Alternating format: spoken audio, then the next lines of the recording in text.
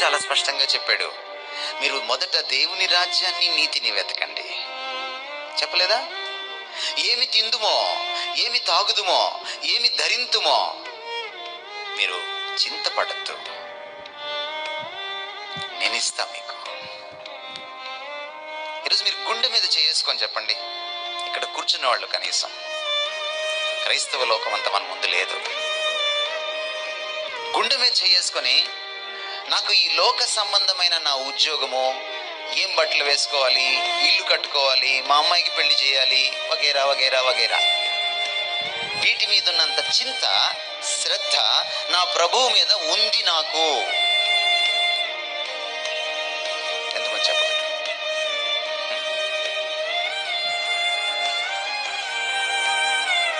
ఈరోజు క్రైస్తవం ఎలా తయారైందంటే, బోధకులు కూడా అలాగే తయారయ్యారు. మీరు మా దగ్గరికి వస్తే మీకు ప్రభు అది ఇస్తాడు, మీకు ప్రభు ఇది ఇస్తాడు. ప్రభువు చాలదు మనకి, ఇంకేమి ఇవ్వాలి? ఆయనే చాలు. He is enough.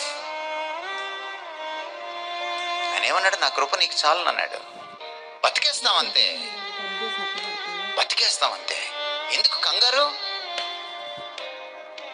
చర్చికి వచ్చిన తర్వాత కూడా, ప్రభు దగ్గరికి వచ్చిన తర్వాత కూడా ఈ మెటీరియల్ ఆశలు, ఈ భౌతిక పరమైనటువంటి ఆశలు, కోరికలే మనకు ప్రార్థనలుగా మారుతున్నాయి.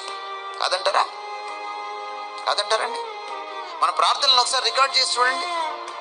మన ప్రార్థనలో ఎంత భౌతికమైన విషయాలు ఉంటాయి, ఎన్ని ఆధ్యాత్మికమైన విషయాలు. మీరు పరలోక ప్రార్థన చెప్తారు చాలా మంది.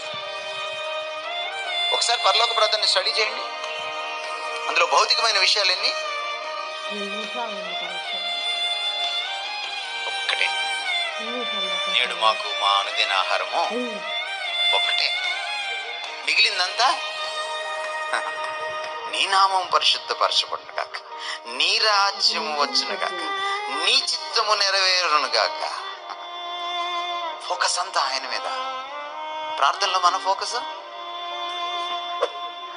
నా బిడ్డకు పెళ్ళవును గాక, మా ఆయనకు ఉద్యోగం వచ్చును గాక, ఏమండి నేను అమెరికా వెళ్తును గాక,